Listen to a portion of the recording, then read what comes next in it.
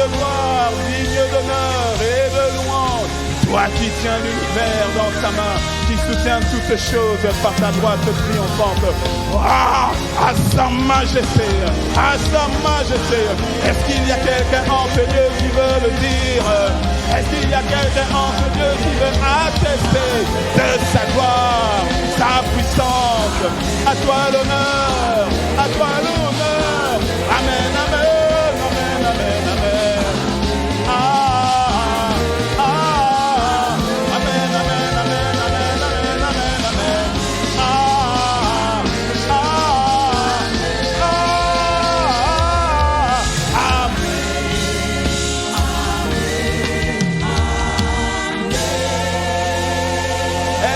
La cité royale, est-ce qu'un campus, une église connectée, est-ce qu'une personne connectée, est-ce que quelqu'un sur BNC TV peut faire monter louange à sa majesté le roi de gloire? Tu es digne de louange, digne d'honneur, non pas à cause de ce que tu fais pour nous, que tu fasses ou pas, tu es digne parce que tu es. Avant que nous ne soyons, tu étais. Tu es. C'est pour cela notre adoration, notre louange ne peut pas être sujet des circonstances extérieures. Parce que tu es. Il n'y a en toi ni changement ni ombre de variation. À toi l'honneur, à toi la louange. Maintenant et à jamais. Dans le nom de sa majesté le Christ Jésus. Que quelqu'un dise un bon Amen. Que quelqu'un dise un bon Amen. Encore une fois, bienvenue à toutes et à tous, bienvenue à Impact Centre Chrétien, bienvenue à la Cité Royale, bienvenue là où Dieu règne. Dis à ton voisin, montre à ton voisin un bon sourire, ça tu manifestes que tu es content d'être à ses côtés, que tu es privilégié d'être à ses côtés. Et nous sommes tous très, très, très contents, toujours contents dans la maison du Seigneur. Dis avec moi, je suis toujours content. Lorsque l'on me dit, allons, dis allons, allons dans la maison du Seigneur. Quelqu'un dit un bon Amen. Ah, gloire à Dieu. Oui, tu peux l'acclamer, tu peux l'acclamer, tu peux l'acclamer.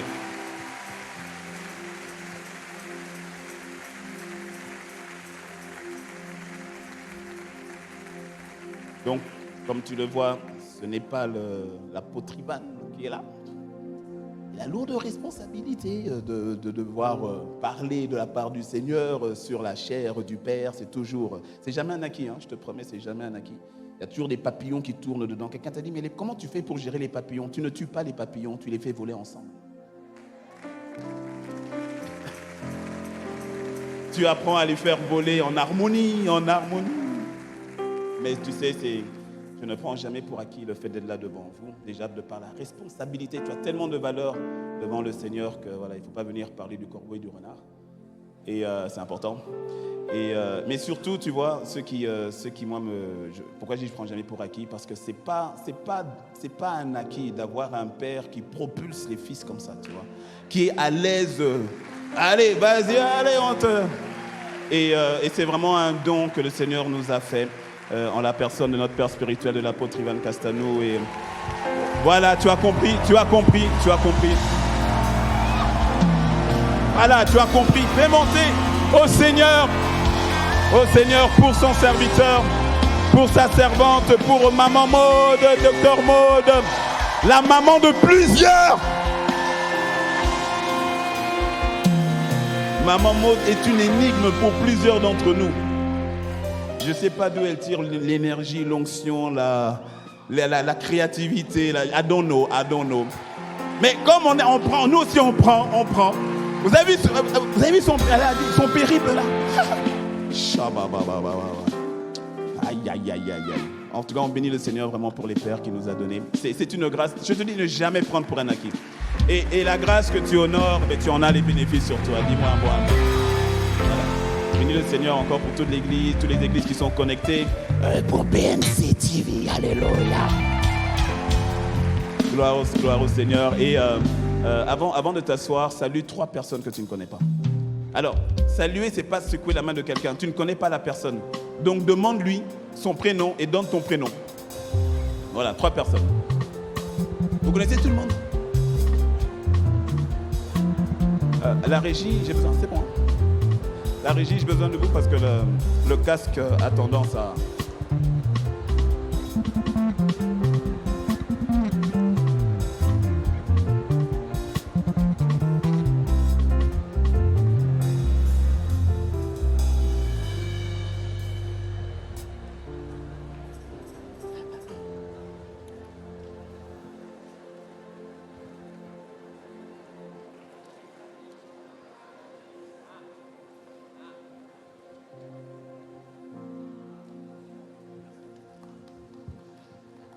Amen.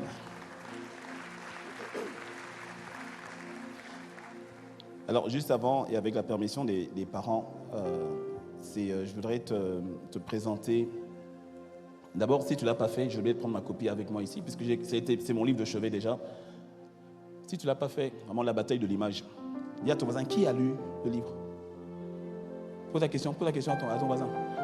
Bon, si, ne lève pas la main, ne lève pas l'orteil. Enfin, tu peux lever l'orteil, sauf si tu as des chaussures ouvertes, sinon on verra. Parce que la vérité, c'est actuellement depuis le camp, et c'est ça que je vais un peu parler. Depuis le camp, tu vois, tu ne peux pas ne pas revenir sur ce qui t'a touché. Parce que bien souvent, on pense qu'être touché veut dire être transformé. Ce n'est pas vrai.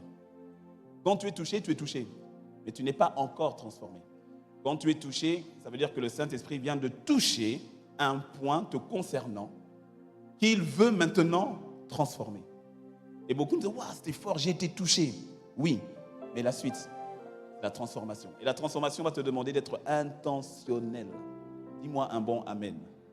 Donc je ne peux que t'encourager, tu es fils, tu es fille de la maison, je ne peux que t'encourager véritablement à t'imprégner de ce que le Seigneur dit au travers de son serviteur. Dis-moi un bon amen. Et le Seigneur m'a permis de pouvoir écrire ce livre. En fait, c'est une série Jeunes prophètes.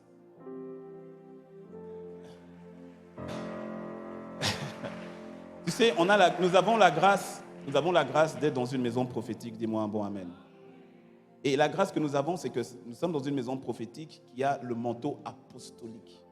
Et quand les apôtres, tu vois, quand l'esprit de l'apôtre et l'esprit du prophète, qui sont les fondations en fait par rapport à l'Église, frère, sœur. Donc, et puis, tu sais, allez, juste une petite anecdote. Il y a un an, quand le prophète Jogras était venu, le dernier jour, il avait prophétisé, et il avait dit que l'apôtre devait prier pour moi. Et quand le PP a prié pour moi, bon, moi, parenthèse, c'est vrai, le PP, l'apôtre Yves, ils ne sont jamais tombés, vraiment, gloire à Dieu. Mais moi, Et surtout quand c'est le bébé qui prie sur moi, c'est pas tomber, c'est voltiger. Mais tu sais, quand Dieu donne du pain à manger, mange. Quand il donne du vin à boire, bois. Dans les deux cas, c'est Dieu qui donne. Et ça se reçoit par la foi. Dis-moi un bon amen.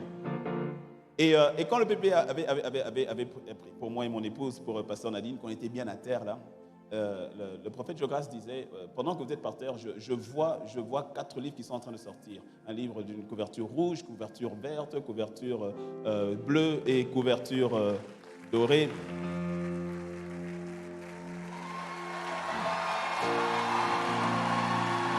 Tu vois?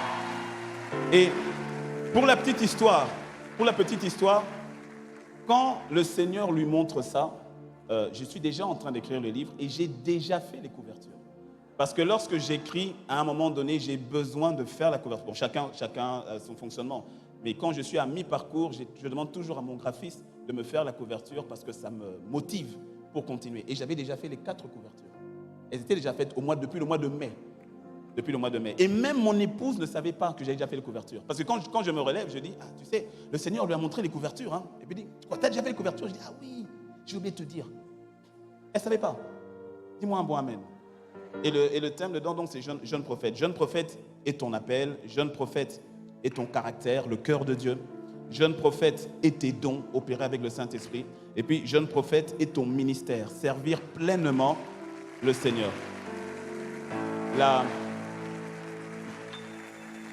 Et tu vois, il y a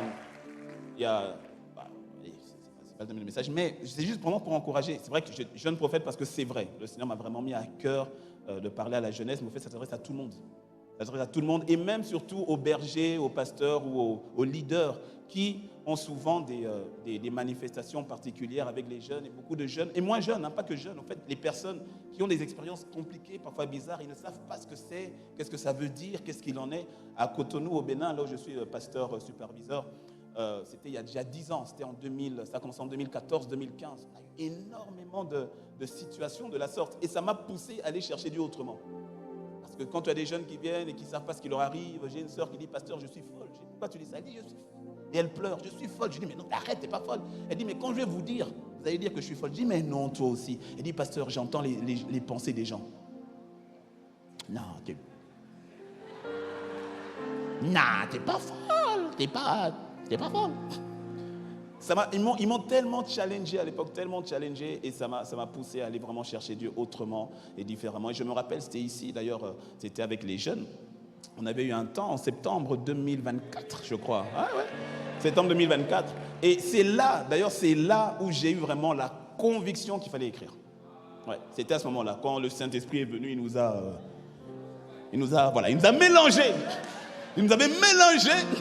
Et c'est là où, quand je voyais vraiment la détresse de certains et autres, et c'est là où j'ai vraiment senti dans le cœur, ok, just write it. Tu vois, juste écris l'expérience que vous avez eue à Cotonou, comment est-ce que j'ai agi avec vous à Cotonou et tout, écris-le. Donc voilà, c'est une série, et voilà, avec la permission des parents. Donc il y aura un temps de dédicace pour ceux qui le veulent à la fin du culte. Et puis j'ai écrit un autre, alors lui il est intéressant, alors le titre va peut-être interpeller, hein. Tu n'es pas en retard. Et t'inquiète, ce n'est pas l'apologie de la paresse ou autre, parce que dès dedans, j'explique les raisons pour lesquelles tu peux vraiment être en retard. Mais au fait, dedans, c'est vraiment un livre d'encouragement, parce qu'il y en a beaucoup qui, parfois, ça ne concerne pas forcément tout le monde, mais il y en a beaucoup qui, au fait, sont en phase de transition et qui n'ont pas compris que c'est une phase de transition. Et ils vont rentrer maintenant dans la comparaison, ils vont rentrer maintenant dans la dévaluation de eux-mêmes. Ils vont commencer à se poser des questions sur non, je suis disqualifié ou autre. Et au fait, ce livre, c'est vraiment pour encourager quelqu'un à se mettre en selle véritablement avec le Seigneur et de te dire que voilà, les années qu'avaient volé, qu'avaient mangé les sauterelles, au fait, le Seigneur te le remet. Donc c'est vraiment un livre d'encouragement que tu n'es pas en retard. Quelqu'un dit un beau amen. Voilà. Voilà. Anakazo, anakazo, anakazo, anakazo. 1, 2, 3, 4 et 5.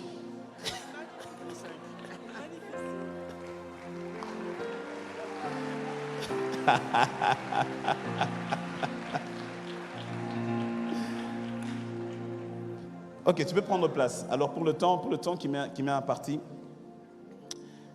je ne suis pas sûr de pouvoir dire tout ce que j'ai à dire,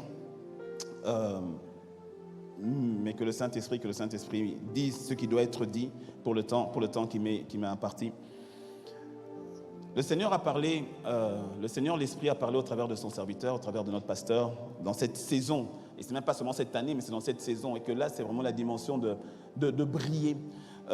Et qu'on puisse voir tes œuvres afin que le Père soit glorifié. Mais briller, tu vois, c'est briller selon le Seigneur et pas selon la chair. C'est briller selon l'Esprit à la manière de Dieu. Dis-moi un bon amen et je continue. Et comme je le disais, tu vois, on peut dire avoir été touché pendant le camp ou d'avoir été touché dimanche dernier avec l'apôtre Yves. On peut être tombé sous l'onction ou être resté debout et ne pas être tombé, mais on est touché d'une manière ou d'une autre et c'est excellent. Mais il faut aller, le but, c'est pas que ça s'arrête là. Le but, c'est qu'il y ait une transformation totale, complète et radicale. Et il peut y avoir, tu vois, souvent... et après des moments pareils, et surtout en temps estival, comme disait Maman Maud un peu tout à l'heure, en temps estival, il peut y avoir une forme de relâchement et puis une sensation que vient la rentrée, ensuite en septembre, et puis on est reparti dans un cycle bizarre. Que cela ne t'arrive pas dans le nom de Jésus. Il faut qu'il y ait totalement une transformation radicale, totale et complète. Et il peut y avoir plusieurs choses, parce qu'on l'a dit, l'apôtre Yves, dimanche dernier, en parlait en disant que Satan, en fait, il n'est pas en vacances. C'est quand tu sors d'un moment fort, il va tout faire pour te ramener, va tout faire pour te bloquer, il va tout faire pour te refroidir, tu vois. Et donc, il peut y avoir plusieurs éléments qui font que... Mais dans ces éléments, il y en a un que je veux aborder aujourd'hui, qui est parfois sujet de non-transformation ou de stagnation, voire même parfois de recul. Et ce qui peut t'emmener à cette dimension-là, mais que ça ne soit vraiment pas ton partage, mais ce qui peut emmener quelqu'un à cette dimension, au fait, c'est le manque de crainte de Dieu. C'est pour ça que mon message, mon titre est un peu long. C'est briller selon la chair ou briller selon l'esprit. Le chemin de la crainte de Dieu. Si c'est trop long, on retient le chemin de la crainte de Dieu. Mais sinon, c'est briller selon la chair ou bien briller selon l'esprit. Parce que, est-ce que Dieu parle? Oui, Dieu parle. Est-ce que Dieu promet? Oui, Dieu promet. Est-ce que Dieu agit? Oui, Dieu agit. Mais qu'est-ce qui fait que parfois on a la sensation que... Alors on va le voir au travers de l'histoire de quelqu'un dans la Bible que nous connaissons pour la plupart d'entre nous, sinon tu vas découvrir, mais c'est la personne qu'on appelle le père de la foi ou encore la personne d'Abraham. Voilà, 10 sur 10, la personne d'Abraham. Allons en Genèse 15, on va lire, on va parcourir son histoire. Genèse 15, versets 1 à 6, il est écrit: après ces événements, la parole de l'Éternel fut adressée à Abraham dans une vision. Et il dit: Abraham, ne crains point, je suis ton bouclier et ta récompense sera très grande. Abraham répondit: Seigneur éternel, que me donneras-tu? Je m'en vais sans enfant, et l'héritier de ma maison, c'est Éléazar de Damas. Et Abraham dit: voici, tu ne m'as pas donné de postérité, et celui qui est né dans ma maison sera mon héritier. Alors la parole de l'Éternel lui fut adressée ainsi: ce n'est pas lui, dis avec moi, ce n'est pas lui.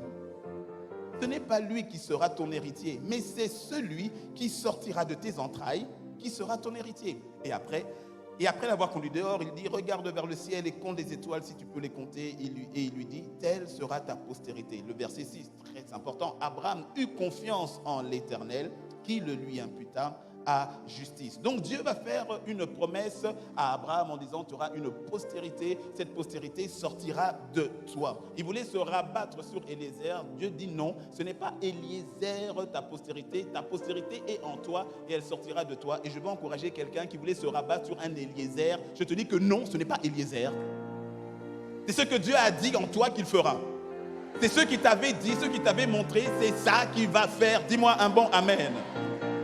Alors, le verset 17, il y a quelque chose d'intéressant. Je saute un peu au verset 17, toujours dans Genèse au chapitre 15, verset 17. Quand le soleil fut couché, il y eut une obscurité profonde. Et voici, ce fut une fournaise fumante et des flammes passèrent entre les animaux partagés. Parce qu'Abraham avait pris un animal qu'il avait coupé en deux et qu'il avait déposé au sol. Pendant qu'il dormait, donc, Dieu est venu et il y a une fumée fumante qui est passée entre les deux morceaux. Tu vois, c'était comme ça, c'était un signe comme ça. Et il est passé entre les deux morceaux. C'était Dieu lui-même qui passait. Et qu'est-ce qu'il était en train de faire? Le verset 18 nous le dit: en ce jour-là, l'Éternel fit alliance. Il fit alliance avec Abraham. Donc sur la base de cette histoire, on va en tirer 5 points qui nous enseignent sur la notion de la crainte de Dieu qui est fortement liée à la manifestation des grâces et des promesses de Dieu dans ta vie.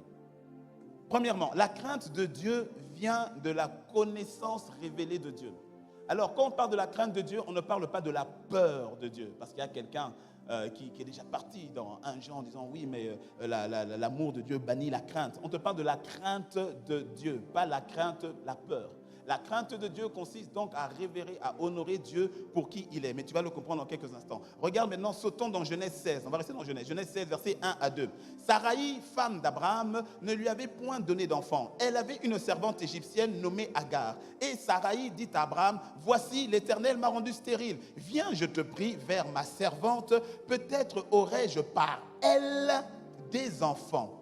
Abraham écouta la voix de sa femme Sarai. Alors, regarde le contexte. Sarai ne propose pas un péché à ses propres yeux. Parce que c'est vrai, nous, dans notre culture, dans notre contexte, automatiquement on dit: non, mais Sarai vient d'emmener son mari en plein adultère. Mais maintenant, allons un peu plus loin. La vérité, c'est que nous sommes dans la culture où nous sommes, de la Mésopotamie, c'était normal. C'était culturel. Dans le sens où, c'est pour ça que quand Dieu vient vers Abraham et qui lui dit, Abraham lui dit: je n'ai pas d'héritier. L'enfant qui est né dans ma maison, ce sera lui mon héritier. C'était très culturel. Sarai, au fait, quand elle propose cela à Abraham, elle propose une solution pour répondre à la promesse de Dieu. Et souvent, c'est ce que nous faisons. Dieu dit, et on dit, ok, Dieu, tu as dit, super, je m'en charge. Frère, Dieu te parle, ça commence par l'esprit. Et puis tu prends ce qu'il a dit et tu cours avec par la chair. Et c'est ce qui emmène beaucoup de frustration. Mais je ne comprends pas, mais Dieu avait dit. Pourtant, je l'ai eu en songe. Pourtant, Dieu m'a parlé. Pourtant, j'ai une confirmation. Oui. Et des fois, tu dis, mais Dieu, est-ce que Dieu avait menti? Non. Dieu a bel et bien dit. Parce que regarde, qu'est-ce que Dieu a dit? Dieu a dit, ta postérité sortira de tes entrailles. Ben, écoute, Abraham, tes entrailles, c'est toi. Donc, si tu vas avec Agar, et de toute façon, c'est culturel, fais-le. Comme ça, cet enfant sera le mien. Parce qu'encore une fois, dans la culture, c'est comme ça que ça se passait. Est-ce que tu me suis? Donc, Sarai va substituer une solution raisonnable, intellectuelle, réfléchie à une promesse divine. Et qu'est-ce qui se passe? Ismaël arrive. Et donc, quand Ismaël arrive, il va y avoir un temps de silence pendant 13 années. Pendant 13 ans, Dieu ne parle plus. Et on saute maintenant à Genèse 17, verset 1. Et Genèse 17, verset 1, 13 ans plus tard, Dieu va parler à nouveau. Et quand Dieu va parler, il va parler pour dire à Abraham une chose simple. Il va lui dire, lorsque Abraham fut âgé maintenant de 99 ans, l'Éternel apparut à Abraham et lui dit, je suis le Dieu Tout-Puissant. 1. Et puis 2, marche devant ma face et sois intègre. Qu'est-ce que Dieu fait? Il fait d'abord un rappel de son identité. Il n'y a pas de crainte de Dieu possible sans la notion de qui est Dieu. Ce n'est pas possible. Tu ne peux pas le craindre si au fait tu ne sais pas qui il est. Alors il rappelle Abraham. Il ne fait pas de reproche à Abraham. Abraham était dans une culture et voilà, il a été patient avec lui. Mais quand il revient, il lui dit d'abord, ok, mon petit, laisse-moi te dire au fait qui je suis. Tu vois, je suis le Tout-Puissant. Ça veut dire, je n'ai pas besoin de ton aide pour faire ce que j'ai dit que j'allais faire. Je suis le Tout-Puissant. Il va d'abord faire un rappel de son identité. Il dit le Tout-Puissant. Tu vois, le Tout-Puissant, c'est El Shaddai. Et le mot Shaddai en hébreu, je passe le mot hébreu, mais le mot Shaddai en hébreu, la racine est liée aussi à montagne. Ça veut dire celui qui est inébranlable, celui qui est comme une forteresse, inamovible. Et le mot aussi Shaddai est lié à la notion de puissance. Ça veut dire celui qui a la capacité d'emmener à manifestation ce qu'il a dit qu'il fera. Donc il vient, il dit fils, il dit fisson. Je t'ai dit que même peu importe ton âge, je t'ai dit, moi, El Shaddai, le Tout-Puissant, je t'ai dit que tu auras un enfant avec ta femme. Quelqu'un dit un bon amen. Tu ne peux pas, tu sais, la dimension de la crainte de Dieu, des fois nous la perdons parce que nous oublions qui est Dieu. Oui. Écoute, sois humble, nous croyons le connaître. Pardon, sois humble, sois humble, sois humble.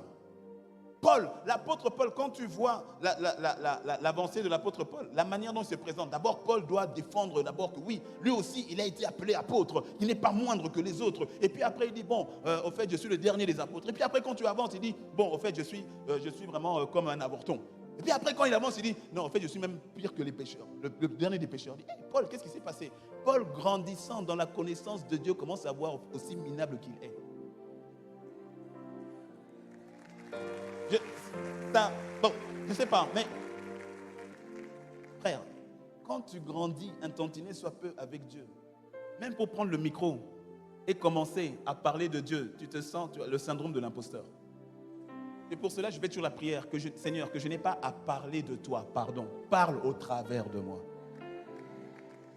Parce que je ne cesse pas de le connaître. Et plus tu le connais, plus tu as l'impression que tu ne le connais pas.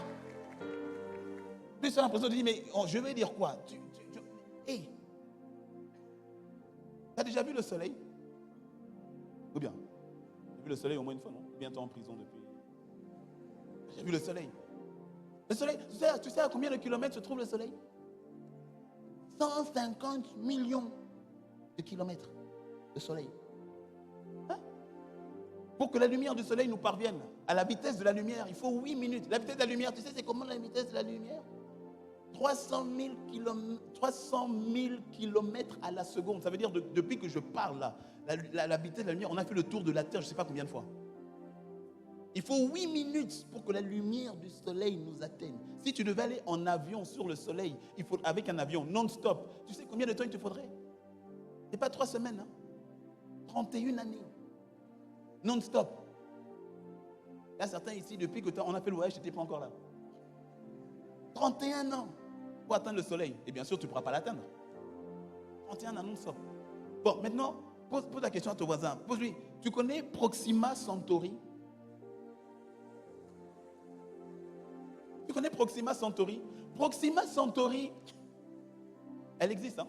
Proxima Centauri, en dehors du soleil, c'est notre première étoile en dehors du soleil. Maintenant, je te dis que le soleil est à 8 minutes de vitesse de la lumière. Tu sais maintenant, Proxima, elle est à combien de temps? Ce n'est pas 8 minutes. Ce n'est pas un mois. Plus de 4 ans. Plus de 4 ans à la vitesse de la lumière pour atteindre la première étoile qui est dans notre galaxie à nous. Notre galaxie à nous, qu'on appelle la Voie... Le bac est revenu. La Voie lactée. La Voie lactée. Et notre galaxie, selon les estimations, notre galaxie fait partie d'environ, entre 200 milliards et 2000 milliards d'autres galaxies. Et la parole nous dit que tout ça, il tient ça dans le creux de sa main. Frère,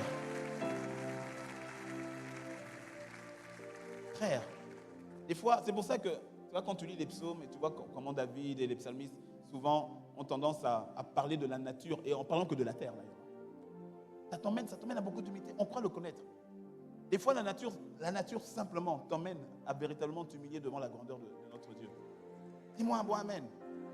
Et il se présente, je suis le Dieu Tout-Puissant, et puis il dit, marche devant ma face et sois intègre. 1, rappel de l'identité. 2, rappel de la posture. Parce que tu vois, quand tu es dans la dimension de la crainte de Dieu, non seulement tu vois qui il est, mais ta posture à toi, elle change. Il n'y a pas de crainte de Dieu. Écoute, ne me dis pas que tu crains Dieu si tu continues de vivre comme tu vivais avant. Ce n'est pas possible. Ce n'est pas possible. Maintenant, laisse-moi un peu te choquer. On peut aimer Dieu. Non, c'est tricky. C'est très subtil. On peut aimer Dieu, mais continuer quand même un peu à gauche, à droite. Au fait, l'équilibre avec Dieu, c'est l'amour et la crainte. C'est pour cela que Jésus est agneau et lion. Dieu n'aime pas les fausses balances. Il y a des personnes qui restent dans le péché ou autre. Tu leur poses la question, mais toi, est-ce que tu aimes Dieu? Il va te dire oui. Tu vas te dire non, tu mens. Il est sincère. Il aime Dieu. Mais il n'y a pas la crainte. Oui. C'est comme dans le mariage. Tu as des hommes, des femmes aussi, mais souvent les hommes, mais des femmes aussi. Il trompe sa femme, et puis il dit, mais toi, t'as trompé ta femme et tout. Et puis il va te dire, écoute, il va te dire qu'il aime sa femme. Et toi, tu vas dire, non, tu mens. Je te promets qu'il ne ment pas. Mais sauf que, dans le cas du mariage, il n'a pas le respect de l'institution du mariage, et il n'a pas le respect pour son épouse.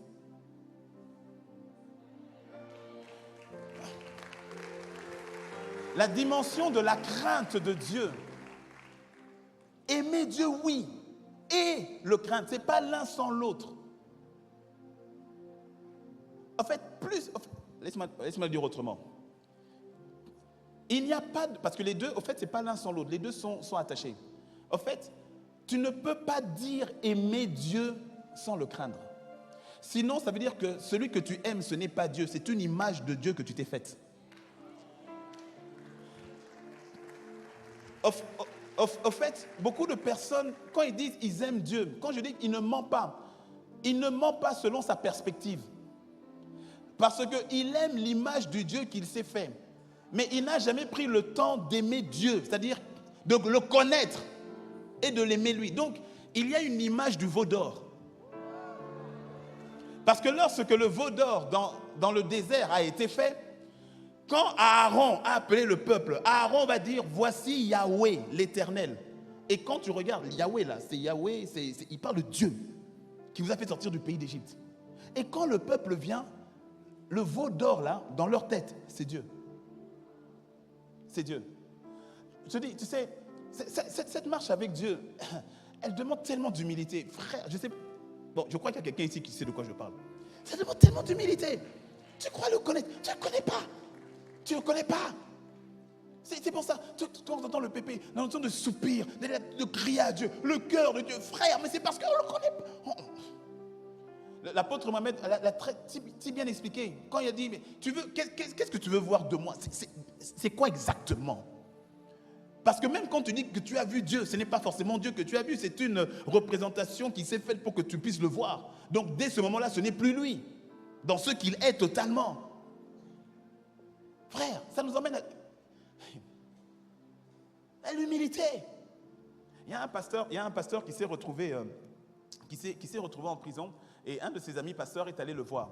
C'était un pasteur très connu aux États-Unis, un pasteur très connu, et il s'est retrouvé en prison, il y avait eu des malversations, bref. Et arrivant en prison, donc son pasteur ami vient le voir. Et pendant qu'il parle un peu, et puis à un moment donné, il lui pose la question, il dit, mais mon frère, dis-moi, à quel moment est-ce que tu as cessé d'aimer Jésus pour en arriver à faire tout ce que tu as fait? Et le pasteur lui répond, qui t'a dit que j'avais arrêté d'aimer Jésus? Je l'aimais toujours. Il dit, mais non. Il dit, si. Il dit, je l'ai toujours aimé. Ce qui m'a manqué, c'était la crainte.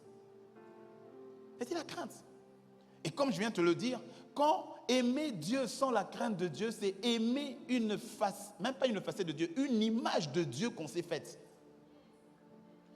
Laisse-moi l'emmener dans les relations. Regarde, les relations abusives, les relations toxiques. En général, c'est l'homme sur la femme, mais aujourd'hui aussi, maintenant, il y a la femme sur l'homme. Mais les relations toxiques et les relations abusives, mais regarde, tu vas voir que celui qui tape, celui qui abuse, et puis il dit, non, mais pardonne-moi, mais tu sais vraiment que je t'aime. Quand il dit ça, toi, tu vas dire, il ment. Je te dis que pour lui, il ne ment pas. Mais ce n'est pas la femme-là qu'il aime. Il aime une image de cette femme qui ne correspond pas à la femme qu'il a. C'est une tromperie interne. Et quand l'apôtre Ivan insiste en disant que le dernier jour, il risque d'y avoir des surprises. Cette histoire-là est sérieuse, frère. C'est sérieux. C'est sérieux. Tu regardes aujourd'hui sur les RS, sur les réseaux sociaux, et tu vas tomber sur des personnes qui, c'est-à-dire leur job, hein, c'est de critiquer l'Église, de critiquer les serviteurs et les servantes. Et c'est-à-dire, ils vont le faire, écoute-moi bien, ils vont le faire. À un moment, tu dis, mais lui, mais c'est pas possible et tout. Mais au fait, si le Seigneur t'ouvre un peu, parce qu'à un moment, j'ai dit, mais Seigneur, mais c'est pas normal, mais pourquoi? Et puis après, c'est comme si le Seigneur me montre, il me dit, mais tu sais qu'il est très sincère dans ce qu'il est en train de faire. Il est très sincère, mais séduit. Et cette partie-là est dangereuse. Quand tu as la conviction que tu es dans le bon, alors que tu es dans le faux. Parce qu'à ce moment-là, qui va te convaincre? C'est pour ça que dans pareille situation, pour les personnes là, tu pries pour elles. Parce que là, il n'y a que Dieu qui puisse toucher le cœur. Et par rapport à toi-même, tu pries pour toi-même. Parce que ce que tu appelles conviction parfois, est-ce que tu me suis? Je te dis que Saraï pensait bien faire. Elle pensait bien faire. Et c'était pas pour emmener son mari à pécher. C'était pour emmener la manifestation de ce que Dieu a dit. Elle n'emmenait pas son mari à pécher. Parce que dans leur culture, c'était normal. C'est pour ça que je rends grâce à Dieu pour quelqu'une comme Marie. Viens avec moi, Marie. Parce que Marie, tu vois, il y a l'ange aussi qui vient et qui lui dit une dinguerie. Alors, toi aussi. Tu vas être enceinte, mais ça va venir d'en haut, comme ça. Non, c'est parce que toi, tu connais l'histoire. Mais en live. Mais j'aime ce que Marie dit, parce que effectivement, quand on lui dit ça, Marie dit... Mais tu sais, si c'était... Non, bon, si tu t'appelles Marie, hein, je sais pas. Mais si c'était une Marie, je n'ai pas dit que tu t'appelles toi Marie, hein, mais si c'était peut-être une Marie d'aujourd'hui. Attends, j'ai pas fini. Tu dis, oh, attends, laisse-moi dire, attends. Peut-être que quand l'ange lui dit, voici, tu seras enceinte, tu porteras le fils du Très-Haut. Et regarde ce que Marie, peut-être, pas notre Marie qu'on connaît, mais peut-être une autre Marie aurait fait. Elle aurait dit, waouh, super, merci, Seigneur, oh, tu m'as choisi, gloire à Dieu, gloire à ton nom, amen, amen. Elle serait partie. Voir Joseph. Yo, Joe. Il y a un ange là qui est apparu. Et Dieu a dit que je serai enceinte et que j'aurai un fils que j'appellerai Jésus. Ce sera Emmanuel, Dieu parmi nous. Joseph, fais-moi un bébé.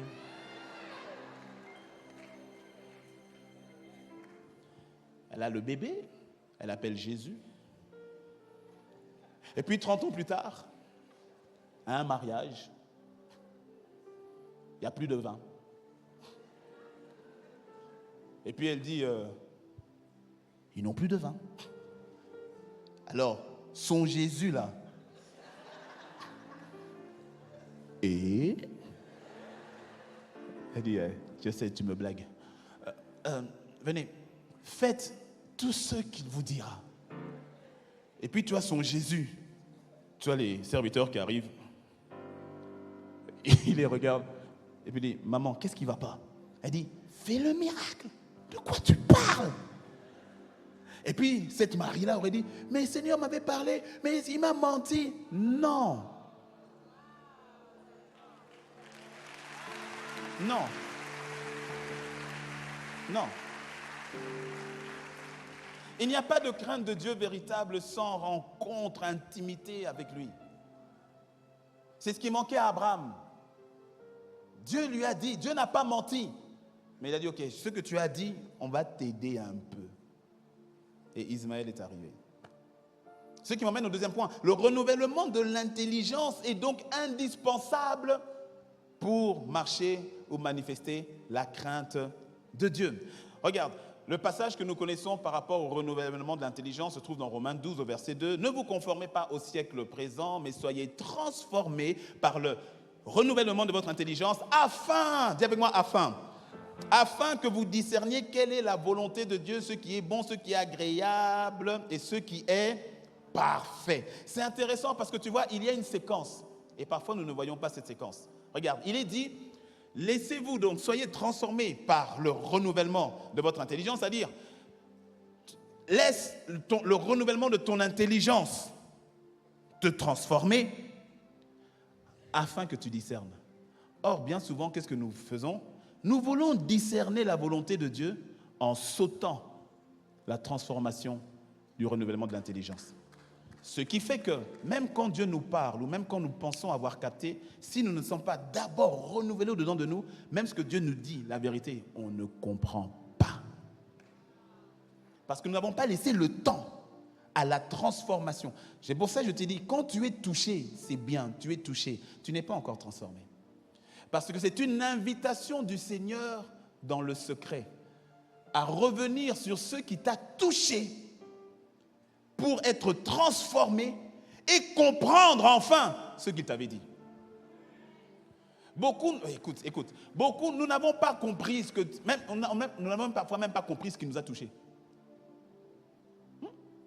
Parce que nous ne prenons pas le temps de partir maintenant dans le secret. Je me rappelle l'un des messages que l'apôtre Ivoire avait donné à l'époque, quand nous étions à Ivry. Ça m'avait toujours marqué, j'ai gardé ça. Jésus parle toujours deux fois, une fois en public et une fois en privé. Là, il t'a parlé en public. Est-ce que tu es reparti dans le privé? Il y avait la parabole pour tout le monde. Et puis, tu avais les disciples qui venaient derrière. Jésus, on n'a pas très bien compris là, maître. Ce que tu as dit là, on n'a pas très bien compris. Et puis maintenant, Jésus expliquait. Le Seigneur, l'Esprit t'a parlé en public. Ce qui t'a touché en public. Et tu es reparti dans le secret. Parce que c'est là où commence la véritable transformation. Ouais. Et à chaque fois que Dieu te parle, que Dieu te touche d'une manière particulière, ça veut dire qu'il veut révéler une dimension de lui que tu ne connaissais pas. Et quand c'est comme ça que tu grandis dans la crainte de son nom, que tu grandis dans la crainte de qui il est véritablement. À qui est-ce que c'est déjà arrivé où tu étais convaincu que ta manière de faire ou ta manière, peu importe, de penser était correcte jusqu'à ce qu'un jour, Dieu te parle et tu remarques que tout ce que tu faisais là, c'était pas bon. À qui c'est déjà arrivé? Ok, je parle aux bonnes personnes. Ouais. Mais qu'est-ce qui s'est passé? Dieu a continué de se révéler. Et cela pour que ta crainte de lui augmente. Et avec ta crainte, ton attachement et ton amour. Dis-moi un bon amen. Parce que sinon, on aura toujours tendance à vouloir interpréter Dieu selon notre propre perspective, selon notre propre logique, selon notre propre culture. C'est ce que Abraham a fait. Il a voulu interpréter la promesse de Dieu selon le droit mésopotamien. de l'héritage. Parce que c'est comme ça que ça fonctionnait, le système d'héritage. Eliezer, sinon le fils de la servante. Et tu sais, parfois, ce n'est pas toujours une forme de rébellion ouverte, même de rébellion consciente. C'est simplement parfois une intelligence qui n'a pas été renouvelée et qui prend maintenant les commandes sur ce que Dieu te dit. Que cela ne soit pas ton partage dans le nom de Jésus. Et l'autre risque, tu vois, lorsque l'intelligence n'est pas renouvelée, et ce risque est tellement dangereux, l'endurcissement du cœur. L'endurcissement du cœur. Ah. Quelqu'un qui ne laisse pas, qui ne prend pas le temps à s'exposer à sa parole, à s'exposer à sa présence. Et là, je te parle surtout toi et lui, inbox, dans le lieu secret, dans le quotidien. Quelqu'un qui ne prend pas le temps de s'exposer à lui. Je te dis, il y a des choses que tu penses qu'elles sont bonnes, elles ne le sont pas. Il y a des pensées, une manière de faire, tu penses que c'est ça. Sois humble, parfois ça ne l'est pas. Mais souvent, on n'en est même pas conscient. Parce que, et des fois, on est conscient, mais on discute. On justifie, on explique. On dit, Seigneur, comprends. Seigneur, tu comprends. Et quand tu vois, plus tu justifies ce que tu sais que tu ne devrais pas justifier, plus tu tolères ce que tu sais que tu ne devrais pas tolérer, plus ton cœur s'endurcit. C'est pour cela qu'on peut te parler sur ce péché, on peut te parler sur cette tendance, on peut te parler sur cette mauvaise manière de parler, on peut te parler sur cette paresse chronique, on peut te parler sur ces choses que tu sais que tu dois changer, mais quand tu justifies, à chaque fois que tu justifies, ton cœur s'endurcit. C'est pour cela que demain, quand on te parle de la même chose, ça ne te fait plus rien. Qu'est-ce qui s'est passé? Le cœur s'est endurci. Ouais, le cœur s'est endurci. Et tu sais, quand je dis ça, c'est un rescapé qui te parle. Ouais. J'en avais déjà parlé à l'époque, on était à Boissy. Au début de ma vingtaine, j'avais rétrogradé grave. Grave, je n'étais pas encore un pasteur chrétien. J'avais grave. J'étais tombé dans l'impudicité grave. C'est-à-dire, j'ai fait des choses en étant chrétien que je n'avais même pas faites en étant païen. Mais tu sais, ce n'est pas venu tout de suite. Hein? Un peu. À chaque fois, tu dis, c'est pas grave, ça va aller. Oh, tu donnes l'explication. Et puis, de plus en plus, ton cœur s'endurcit. Et puis maintenant, tu commences à dire, non, là où je suis là, après tout, c'est pas si mal que ça. Un jour, il y avait un temps de prière. Oui, parce que tu sais, pendant tout ce moment-là, frère, j'étais à l'église tout le temps. Hein, je servais tous les dimanches. Hein. Oui, c'est pour ça qu'aujourd'hui, moi, les stars, bon.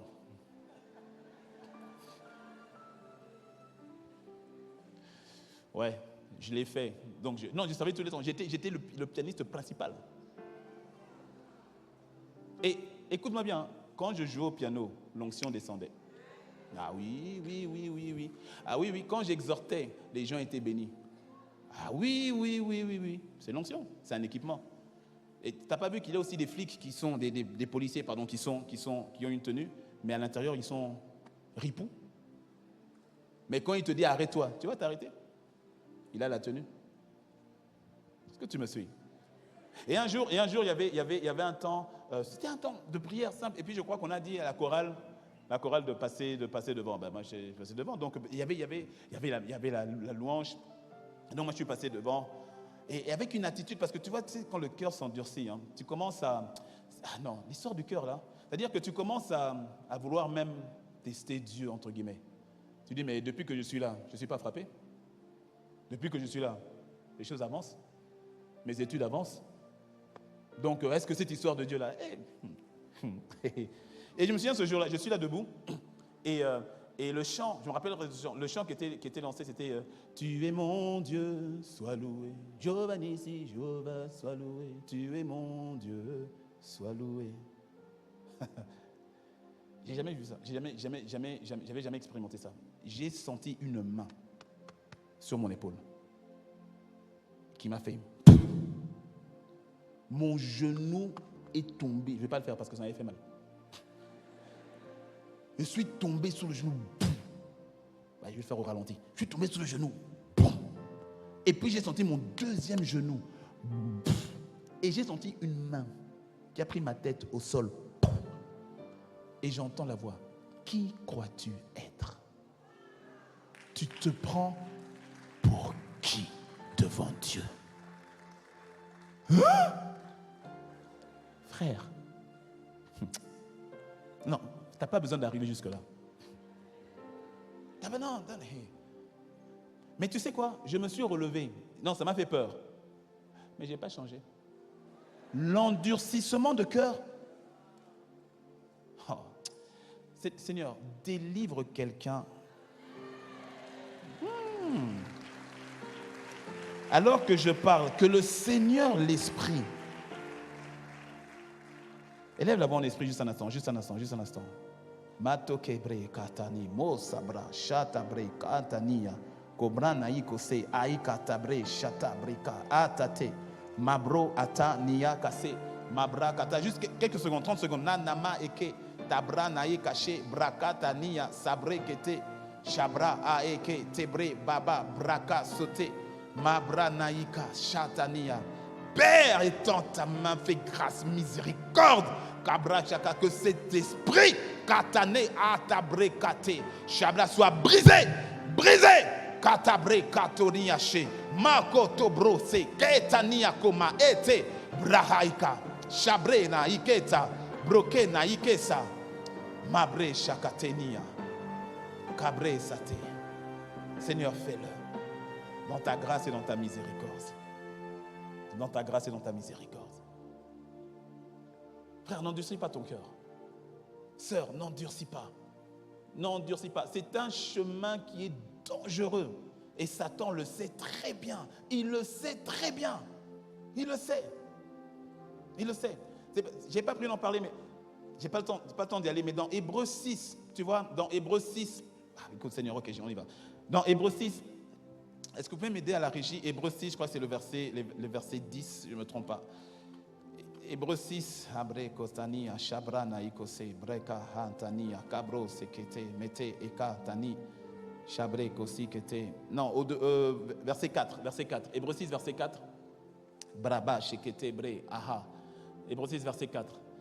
Regarde, il dit, car il est impossible que ceux qui ont été une fois éclairés, qui ont goûté le don céleste, qui ont eu part au Saint-Esprit, continuez, qui ont goûté la bonne parole de Dieu et les puissances du siècle à venir, continuez, et qui sont tombés, soient encore renouvelés et amenés à la repentance. Je n'ai pas prévu d'en parler, mais en même temps, j'ai dit, Seigneur, que tu parles au travers de moi. Écoute, tu sais, quand on lit trop vite ce passage, c'est un passage qui fait peur. Moi, en tout cas, quand j'étais au nouveau converti, c'est un passage qui me faisait peur. Parce que je me disais, bon, j'ai péché, c'est fini et autres. Mais au fait, il est plus profond que ça. Je n'ai pas le temps d'aller vraiment en profondeur, mais je vais t'expliquer le tombé là. Parce qu'au fait, ce passage, quand il énumère, il donne au fait 5 points. Il y a 5 points différents qu'il donne. Et donc, ce n'est pas tout le monde qui est concerné. Mais plusieurs, nous sommes, je dis entre guillemets, éligibles à ce passage, mais ce n'est pas ton partage. Dis-moi un bon amen. Parce qu'au fait, il parle à des personnes qui sont déjà matures et qui ont une certaine maturité, expérience avec Dieu.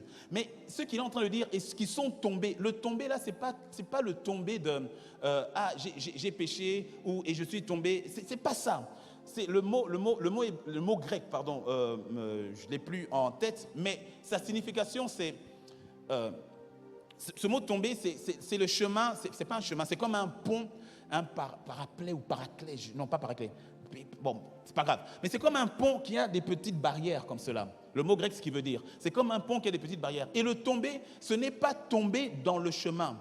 Le tomber, c'est tomber en dehors. C'est sortir de la rambarde, par-dessus la rambarde, pardon. C'est-à-dire, c'est de quitter. Et ce tomber-là ne vient pas d'un seul coup. C'est pas, je suis tombé. Parce que quand tu es tombé, dès le moment où tu te répands, ça veut dire que tu n'es pas concerné par ce mot-là, tomber. Mais ce mot tomber-là existe bel et bien. Et ça ne vient pas du jour au lendemain. Ça vient petit à petit, au point où toi-même, à un moment donné, que ça ne t'arrive pas. Mais pour ceux qui tombent de cette manière-là, c'est qu'ils ont tellement flirté, tellement joué avec le péché, tellement laissé le cœur endurci, qu'à un moment donné, le cœur est devenu tellement insensible. Écoute, l'endurcissement du cœur a fait que toute une génération est morte dans le désert. L'endurcissement du cœur, c'est pour ça que le même passage, le même auteur aux Hébreux dit « N'endurcissez pas vos cœurs comme l'ont fait vos pères dans le désert. » L'endurcissement. Le Seigneur touche un point, tu dis c'est pas grave. Il retouche, tu dis c'est pas grave. Il touche, tu dis c'est pas grave. Et puis tu vas persévérer dans quelque chose que c'est pas bien. Et le péché, et puis ici. Et à un moment donné, ça devient normal. Normal. Normal. Il y a quelqu'un, non, en tout cas, j'espère que le quelqu'un n'est pas là. Mais il y a quelqu'un, il peut être ici, mais il a déjà son plan impudique en sortant. Pourtant, il est ici, hein. Mais c'est devenu normal. Hier, ça lui faisait peur. Hier, c'était, non, c'est pas possible. Mais là, maintenant, c'est devenu normal. Qu'est-ce qui s'est passé? Il y a eu un endurcissement du cœur. Il y a eu un endurcissement du cœur. Ah.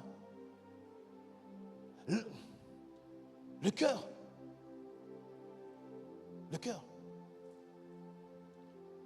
Dieu merci pour Abraham qui n'a pas atteint ce niveau-là.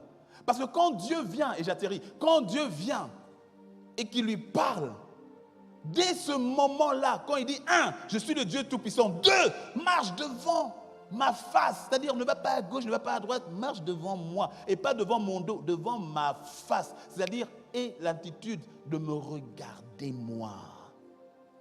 De me regarder moi. C'est pour ça que David va le dire d'une certaine manière dans le psaume 139. David va dire, sonde-moi, oh Dieu, sonde-moi. Il dit, sonde-moi. C'est intéressant parce que David ne sonde pas son cœur. Quand on lit, on a la pensée que David sonde son cœur. Non, David ne sonde pas son cœur. Il dit à Dieu, toi Dieu, sonde-moi. Parce que des fois, nous nous regardons à la lumière de notre connaissance.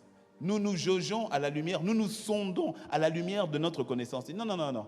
Il dit, ta lumière à toi.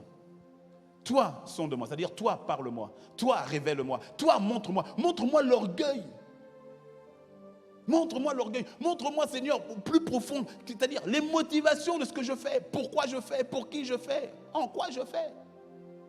Montre-moi. Et tu viens devant Dieu et dis, Seigneur, non, toi, parle-moi. Non, pas moi-même. Parce que les gens disent, c'est que toi, tu dis, me concernant moi, sonde-moi, sonde-moi.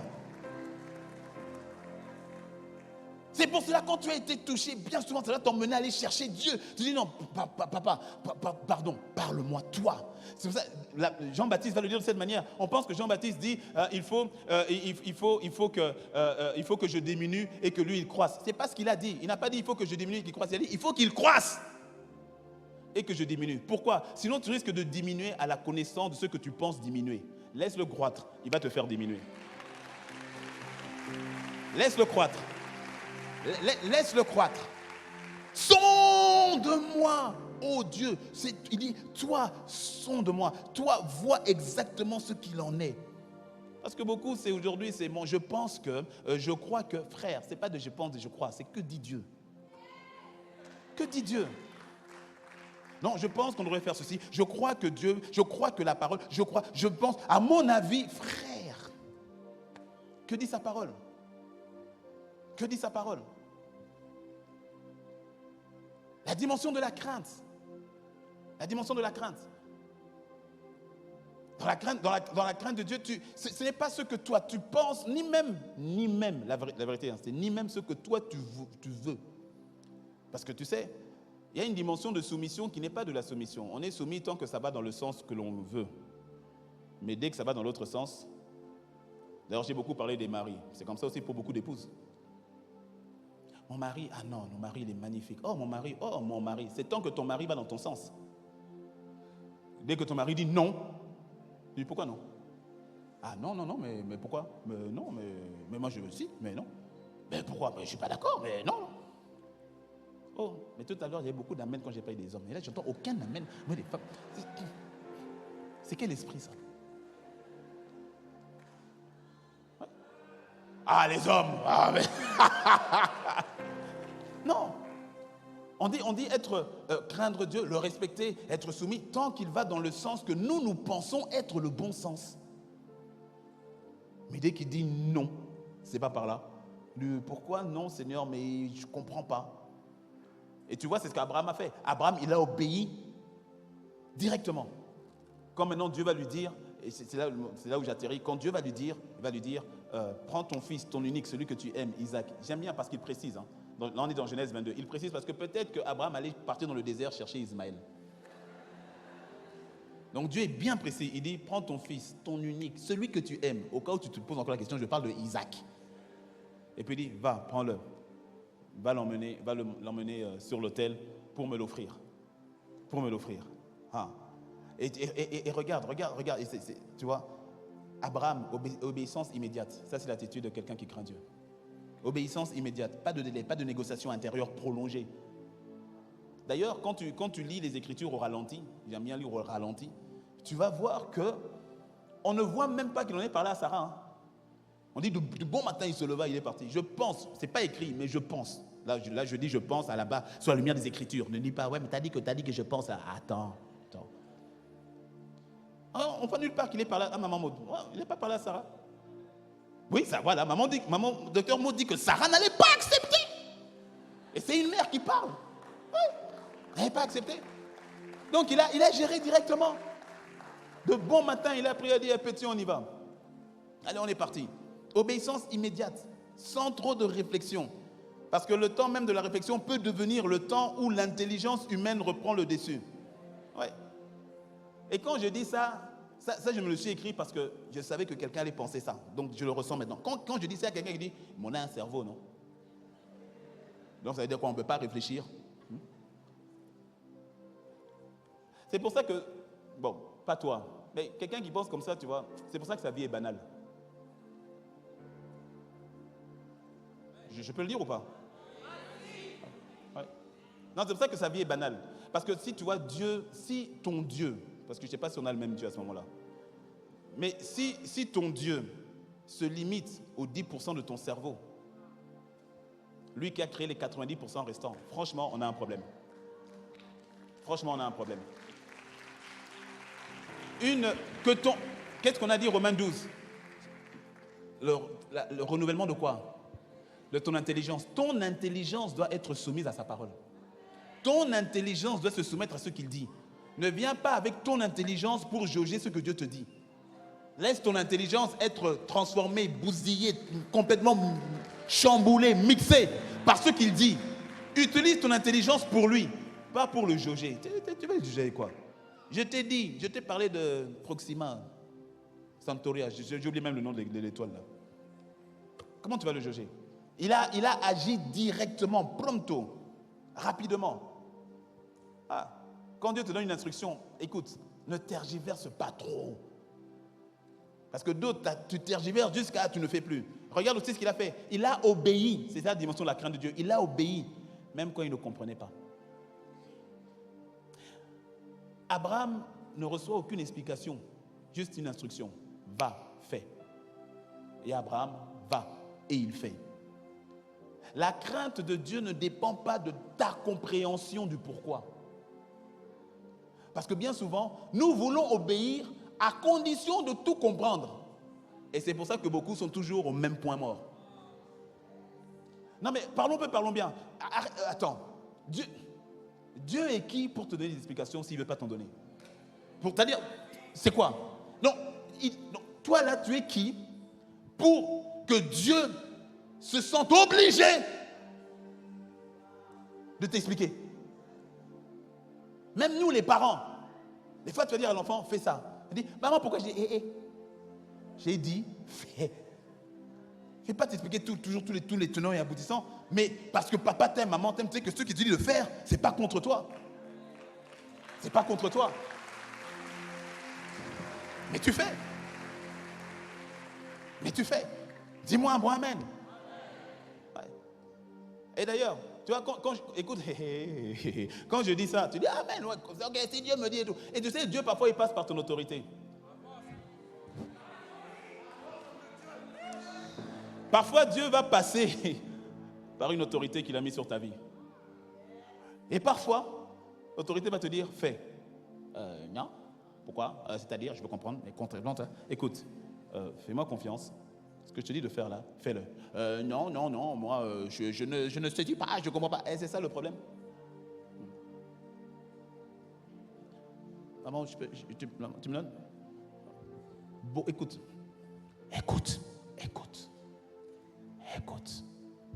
Caméra, je ne sais pas où elle est. Écoutez. Il y en a, écoute-moi bien. Il y a certains parmi vous, et ça je le dis de manière très prophétique, il y a certains parmi vous, tu stagnes parce que tu résistes à une autorité que Dieu a mise sur ta vie. Écoute. Attends, écoute. Je me rappelle, encore une fois, on était à Ivry-sur-Seine. Je venais d'arriver à ICC. Je me rappelle un jour, l'apôtre Yvan prêchait, et puis il a dit une chose. Il a dit, ta destinée est liée à ton église locale.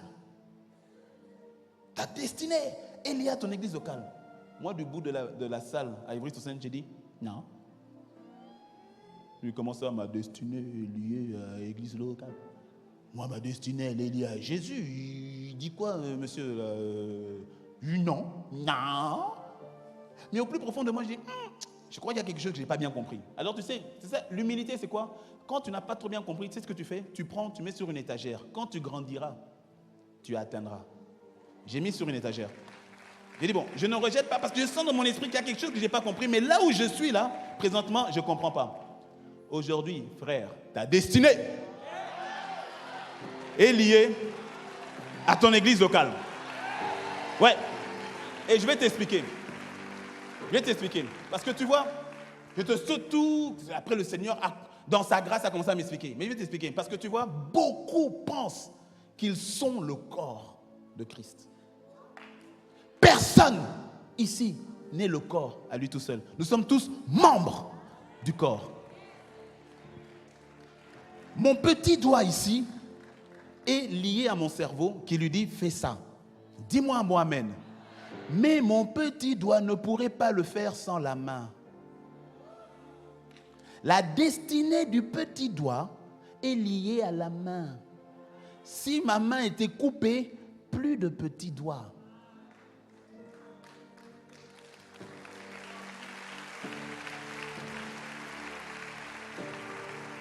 Il y a un esprit d'indépendance, mais ça vient de l'enfer, hein? Un esprit d'indépendance, de dire non, voilà, sortez des églises, c'est maintenant juste toi et ta Bible. Frère, je ne sais pas pourquoi je le dis, c'est-à-dire il y a un client quelque part. Frère,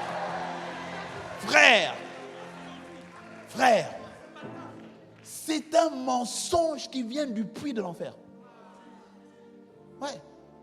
Personne à lui tout seul n'est le corps. Nous sommes membres du corps. J'ai besoin de toi, tu as besoin de moi. Nous avons besoin les uns des autres. Et en tant qu'église, ta destinée est liée à ton église locale. Oui. Parce que c'est là où le bon berger t'a planté. Ne pas reconnaître, écoute-moi bien, ne pas reconnaître l'autorité, l'onction, la grâce qu'il dépose sur ton autorité, sur ton pasteur, au niveau de ton église, c'est ne pas reconnaître ta place dans le corps. Il n'y a aucun petit doigt qui se balade tout seul. D'ailleurs, si tu trouves un doigt, première question, on va dire, c'est à qui? Il y a beaucoup, on dit, mais toi là, c'est à qui? Tu dis, non, moi je suis de Christ. On dit, mais tu es détaché. Tu es détaché. Et écoute, c'est une stratégie subtile de l'ennemi. Alors quelqu'un dit oui, mais il y a des abus. Mais il y a des abus. Ben, écoute, il y a des faux billets de 100 euros, des faux billets de 50 euros. Mais tu as des 50 euros dans ton compte, non? S'il y a des faux, c'est qu'il y a des vrais. Mais dis-moi un bon amen. Pourquoi tu fais le focus sur le faux alors que Dieu te donne la grâce d'avoir du vrai? Rends grâce à Dieu. Les douaniers, pour pouvoir connaître les faux billets, on ne les expose pas à des faux billets, on les expose constamment aux vrais billets. De telle manière que quand un faux billet passe, ils arrivent à dire non, ce n'est pas un vrai. Pourquoi? J'ai été constamment exposé aux vrais billets. Dis-moi un bon amen. Mais dis-moi un bon amen. Oui. Et tout ça, ça fait partie de la dimension de la crainte de Dieu. La crainte de Dieu. Hein? Certains disent non, moi c'est juste Dieu et moi. Mais Dieu, il passe par des autorités. Dieu est un Dieu d'ordre. Oui, et ça ne contredit pas ce que j'ai dit au début. Ça complémente. Oui, ta relation intime avec Dieu, elle est capitale, prioritaire. Mais ce n'est pas au détriment du reste. D'ailleurs, ça doit te pousser au reste. C'est comme les personnes qui disent non, moi vraiment l'église, je viens, je fais mon culte, quand mon culte est terminé, et puis je m'en vais, pas de communion fraternelle, et tout cela, et tout ça, moi je fais mon culte. Frère, sois délivré, sois délivré, sois délivré, sois délivré, sois délivré. Sois délivré. Non, moi quand je viens, c'est juste Dieu et moi. Même Dieu est étonné. Il est étonné de eux. Il dit, mais qu'est-ce qui t'arrive? Oui. Non. Bon, j'ai pas brûlé, je sais pas pourquoi je suis là, j'ai pas brûlé. Mais on est toujours à la crainte. Mais j'ai fini, de toute façon. J'ai eu un... Ah, oh, merci maman Maud. Ah, je vois, ok, j'ai eu un petit sourcil. Tu vois? Donc...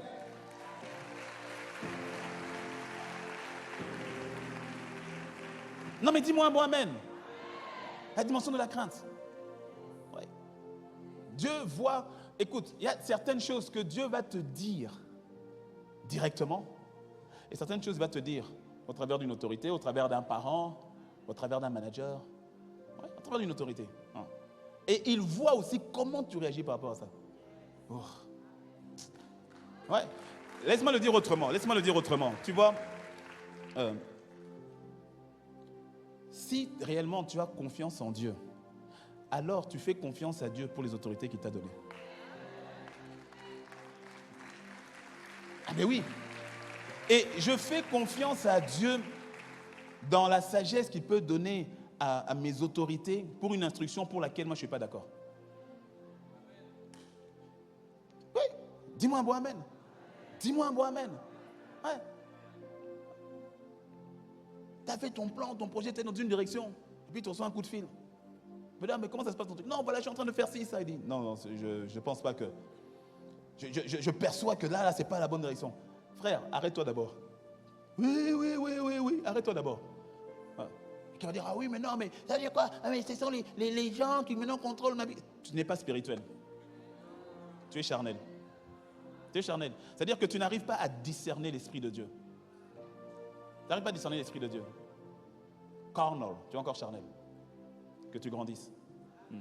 Ouais. Que tu grandisses. Et plus tu grandis, plus tu vas voir que même Dieu peut te parler par ton enfant. Ouais. Peut te corriger par ton enfant de 5 ans. Ouais. Quand tu as cette dimension de crainte de Dieu, ça t'emmène, plus tu grandis dans la crainte, plus tu arrives à le discerner. Plus tu arrives à le ressentir. Parce que tu vois, qui grandit dans la crainte diminue chaque jour lui-même.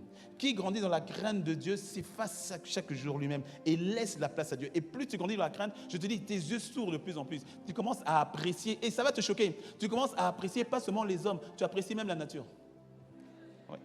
Tu apprécies même, c'est-à-dire tu apprécies au-delà même des hommes, des femmes. C'est-à-dire tu apprécies ce que Dieu fait. Tu apprécies de plus en plus parce que ta crainte de lui augmente. Je vois ta crainte augmenter. Je t'ai dit, je vois ta crainte augmenter. Et tu vois, quand le Seigneur a parlé à Abraham, il y a un point qui est important à la fin. Quand Abraham veut obéir, et Dieu va l'arrêter. Il dit non, ne le fais pas, il y a un bouc qui est là, prends-le, offre-le en sacrifice. Et puis il rappelle Abraham, il dit viens. Il dit, en fait, maintenant je sais que tu crains l'Éternel. Il dit, maintenant je sais que tu crains l'Éternel. Est-ce que tu sais que parfois, pour ne pas dire oui, mais en tout cas parfois même souvent, je dirais, est-ce que Dieu te teste? Oui. Il te donne le job pour lequel tu as prié. Tu as prié dur pour ça. Et puis puis voilà, miracle, tu as le job. Même pas une semaine. On dit que non, en fait, votre contrat n'a vraiment jamais été signé et qu'on vous remercie. Comment tu réagis?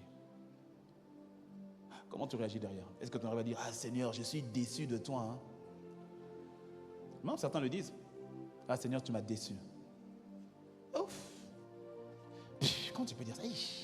Même le dire là, c'est lourd, comme on dit, c'est lourd dans la bouche. Seigneur, tu m'as déçu. Le Seigneur t'a déçu. Oui. On parle de qui? On parle de qui? Dieu t'a déçu? Ah Seigneur, je suis fâché. Toi, t'es fâché. T'es fâché avec qui? Non mais attention, parce que certains ne le disent pas, mais ils le manifestent. Il ne sert plus, il ne vient plus à l'église, il arrive en retard, il ne prie plus chez lui, il reste maintenant devant Netflix tout le temps. Non, il est déçu. Seigneur, je m'attendais à, tu ne l'as pas fait. Certains, quand ils voient que les conditions sont difficiles, ah Seigneur, tu m'as abandonné. Tu sais le passage qui dit qui me séparera de l'amour de Dieu?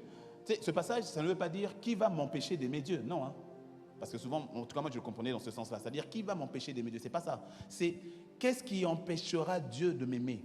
Est-ce que c'est l'épée? Est-ce que c'est la nudité? Est-ce que c'est parce que... C'est-à-dire, quelles sont les circonstances extérieures qui me feront douter des sentiments intérieurs de Dieu pour moi? C'est pour ça que quand Paul dit ça, il dit, peu importe la situation dans laquelle je me trouve, je ne remets pas Dieu en question. C'est pour ça que Shadrach, Meshach et Abednego, ils ont dit, nous on craint Dieu. Ta statue d'or là, on ne va pas se prosterner devant ta statue. On ne se prosternera pas. On va rester debout, on ne va pas se prosterner. On dit, hein? On va se chauffer la fournaise, on va voir quel Dieu vous délivrera de ma main. Il dit, oh roi, sache que notre Dieu est capable de nous délivrer de ta main. Mais sache que même si il ne le faisait pas, nous ne nous prosternerons pas. La crainte de Dieu, tu vois, la crainte de Dieu, c'est j'obéis à Dieu même si il n'y a rien pour moi dedans.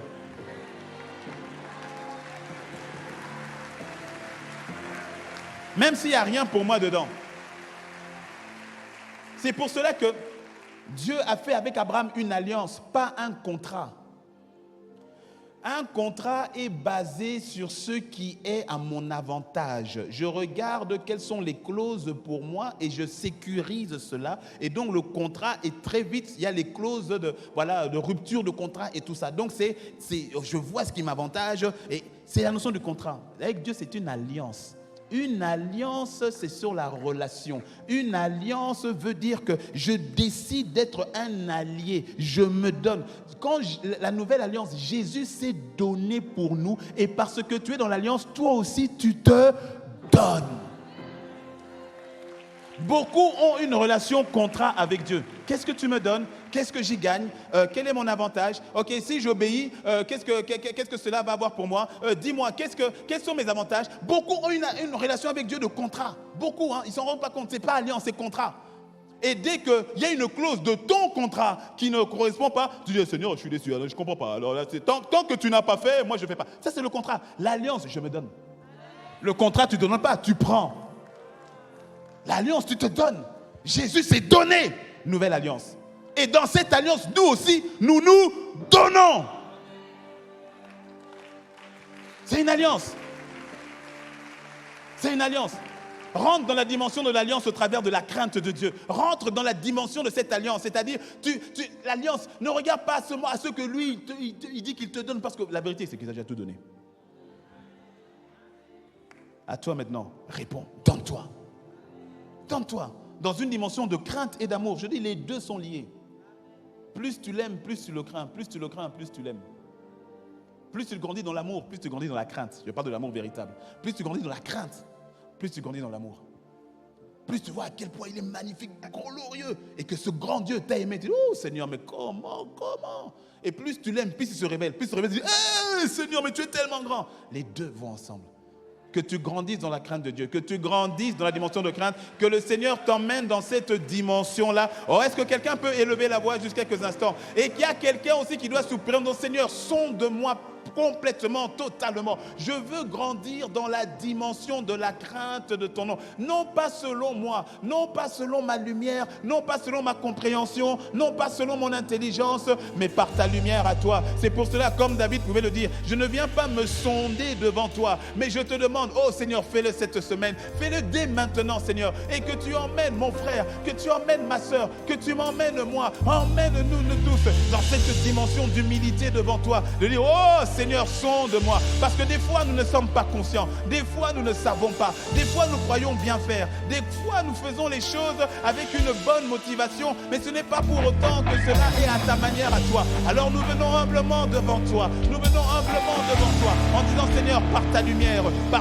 l'Esprit. Il est dit dans ta parole, dans Ésaïe, au chapitre 11, il est écrit que l'esprit de crainte de l'Éternel, et il respirait la crainte de l'Éternel. Seigneur, emmène-nous, Saint-Esprit, dans cette dimension de l'esprit de crainte de l'Éternel. Sans les Saint-Esprit, nous ne pouvons pas te craindre. Sans toi, Saint-Esprit, nous ne pouvons pas manifester la crainte de Dieu. Mais tu es en nous, tu vis en nous. C'est pour cela que nous demandons la dimension de l'esprit de crainte de l'Éternel. La dimension de l'esprit de crainte de l'Éternel. Emmène-nous dans cette dimension, emmène-nous dans cette dimension. Comme toi, donne-nous de respirer ta crainte, que ce soit de manière publique, que ce soit en privé. Donne-nous, Seigneur, de marcher dans cette crainte, parce que nous voulons te connaître. Il y a des choses que tu as dit que tu fais avec ton Église, que tu vas faire avec mon frère et avec ma soeur, comme tu l'avais dit pour Abraham.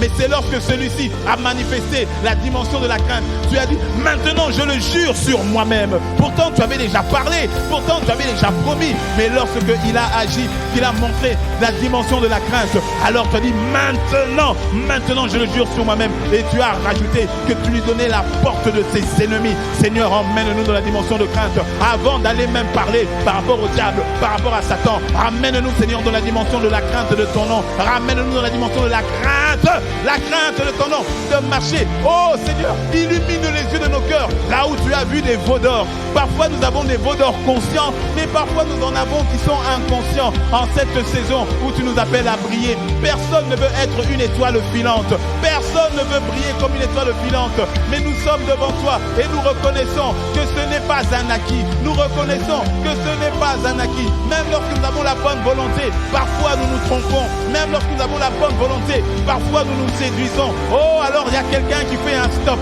il y a quelqu'un qui fait un arrêt, il y a quelqu'un qui vient devant toi. Et comme David qui dit, viens me sonder, je te demande, mets le doigt là où je me suis trompé, mets le doigt là où je me suis endurci. Oh, je prie pour quelqu'un, que tu puisses illuminer les yeux de son cœur, que ce soit ici à la Cité, ou dans une église connectée, ou sur BNC TV, ou en rediffusion, que quelqu'un, Seigneur, Saint-Esprit, tu parles à quelqu'un. Je demande ta grâce et ta miséricorde, de la même manière que tu l'avais fait pour moi, et que tu l'as fait pour plusieurs. Ouvre les yeux de quelqu'un sur son erreur, afin qu'il se répente, afin qu'il revienne à toi, afin qu'elle revienne à toi. Oh, Esprit de Dieu, Esprit de crainte de l'Éternel, ratate, makase, ikotania, shabareke, eketa, ebrase, mababa, rekete, yamama, mama. Ramène le cœur de quelqu'un pleinement à toi. Ramène le cœur de quelqu'un pleinement à toi. Il y a tant de choses que tu veux faire au travers de ton église. Il y a tant de choses que tu veux faire au travers de mon frère et de ma soeur.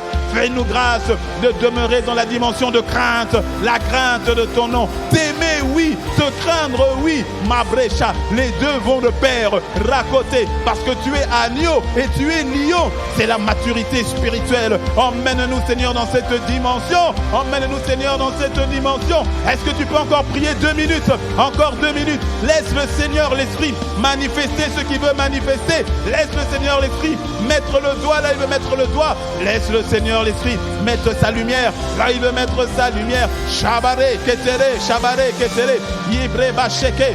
Fais-nous grandir. Oh, je veux grandir dans la crainte de ton nom. Je veux grandir dans cette crainte. Non pas, Seigneur, selon les pensées que j'ai de toi, non pas selon les pensées que je crois avoir de toi, mais selon toi et par toi et pour toi. Je te le demande, je te le prie. Ma brebo sayanderiana maikateriama. Chebriabo, chebriabo. Encore 1 minute. Il y a quelqu'un qui est en train de soupirer. Ça ne s'arrêtera pas ici, Seigneur. Ça ne s'arrêtera pas à ce moment ici, Seigneur. Mais Seigneur, même lorsque nous quitterons ce lieu, même lorsque nous nous déconnecterons en ligne, mais que nous puissions avoir cette attitude qui consiste, oh, se sortir de camp. Personne, nous ne voulons pas être séduits. Nous ne voulons pas être séduits. Non, tu nous gardes, Seigneur, sur ton chemin de vérité. Tu nous gardes, Seigneur, sur ce chemin où tu nous as appelés à briller. C'est la saison, c'est le moment que personne ne reste en arrière. Mais par ta grâce, ma que chez Mary, mama. Encore 30 secondes. Rebo sutere, mama re, shabari abare keteri, chebre kate breba seke, charebo seke. Seigneur, fais-le. Seigneur, fais-le. Seigneur, fais-le. Il y a tant que tu es sur le point de faire avec mon frère, avec ma soeur. Seigneur, fais-le.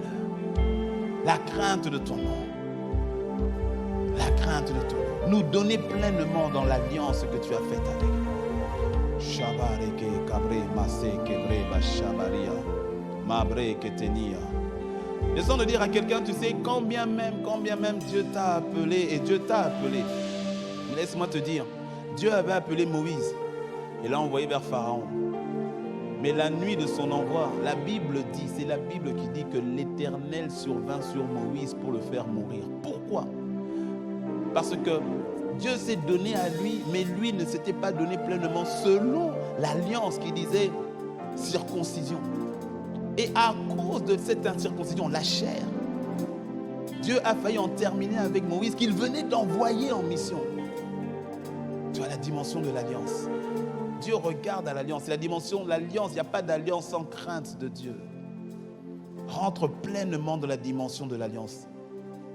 Quand tu réalises l'œuvre de la croix, qui pour nous a été le point de départ avec la résurrection, le point de départ de cette nouvelle alliance.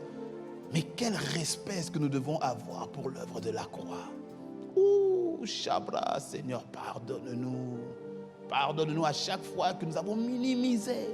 Mais il y a quelqu'un ici, il y a quelqu'un qui veut grandir dans la crainte, il y a quelqu'un qui va aller plus loin dans l'alliance avec toi. Oh Seigneur, fais-le. Fais-le Seigneur dans nos vies. Fais-le dans nos vies. Kabro Shekatania. Alors que nous avons atterri, mais les yeux fermés, la tête baissée, dans la position où tu es, les yeux fermés, la tête baissée, ne quitte pas cet endroit ou ne te déconnecte pas de l'église ou de là où tu es sans prendre la décision qui consiste à venir à Jésus. Oui. Tu sais, Jésus, Jésus n'est pas ce que tu penses, il n'est pas qui tu penses qu'il est, il est beaucoup plus. Et je ne pourrais même pas te l'exprimer dans tout ce qu'il est. Moi-même, je suis limité. Mais ce que tu ressens de lui, ce que tu reçois de lui déjà maintenant est suffisant pour prendre une décision. Qui consiste à dire, je veux me donner à toi. Je ne te parle pas de religion, je ne te parle pas du fait d'aller à l'église le dimanche. Je sais qu'il y a certains d'entre vous, vous êtes venus en vacances, bonnes vacances, puis on t'a emmené à l'église. Super, tu as bien fait. Mais le Seigneur t'attendait. Le Seigneur t'attendait. Ne repars pas d'ici tel que tu étais rentré. Repars d'ici avec Jésus. Tu n'as jamais pris cette décision. Ne dis pas demain, tu ne sais pas de quoi demain est fait. T'en sais rien, t'en sais rien. Tu n'en sais rien. Et plusieurs aussi parmi vous, tu sais que ta vie avec Jésus, tu avais donné ta vie à Jésus, mais tu sais que tu l'avais reprise depuis longtemps. Et tu sais que tu t'étais égaré, tu le sais. Mais aujourd'hui, il te tend la main. Il te dit, mon fils, reviens. Il te dit, ma fille, reviens.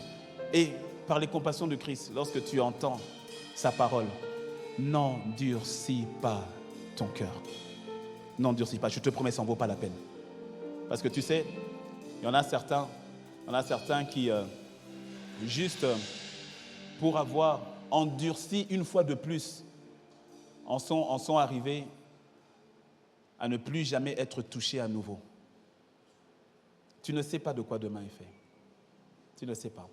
Alors les yeux fermés, la tête baissée, tu es ici et tu sais que tu es concerné. Je vais simplement te demander de lever la main là où tu es. Parce que je veux prier avec toi. Que tu lèves la main distinctement, n'aie pas honte. Lève la main là où tu es. Nous gardons les yeux fermés, mais toi, lève la main. Lève la main. Le Seigneur est venu pour toi. Pour toi. Que le Seigneur te bénisse. Je vois des mains qui se lèvent. Au balcon aussi. Que le Seigneur vous bénisse. En ligne aussi. En ligne, vous pouvez envoyer le mot salut au numéro... Non, n'acclamez pas encore. Vous pouvez envoyer le mot salut au numéro qui s'affiche en ligne. Lève la main. N'aie pas honte. N'aie pas honte. Je te dis, tu ne passeras pas de l'autre côté de la barrière. Le Seigneur a un plan pour toi. Je laisse encore quelques instants. Il y a quelqu'un, tu es en train... Le cœur, parce que pour quelqu'un, tout à l'heure, lorsqu'on a prié, lorsque je me suis arrêté pour prier, en fait, je ressens dans mon esprit qu'on priait pour ce moment pour quelqu'un. Parce qu'un cœur endurci, et le Seigneur a demandé à l'Église d'intercéder pour toi. Alors, je te laisse encore quelques instants pour rejoindre nos bien-aimés qui ont levé la main, parce que je vais prier avec vous tous. Mais qui ont la main levée. Parce que lorsque le Seigneur a dit, si tu n'as pas honte de moi devant les hommes, moi aussi, je n'aurai pas honte de toi devant mon Père en ce jour-là. Que le Seigneur vous bénisse pour tous qui avaient levé la main. Maintenant, je vous demande un dernier effort. Tu as levé la main, s'il te plaît, prends tes affaires, rejoins-moi devant ici, s'il te plaît.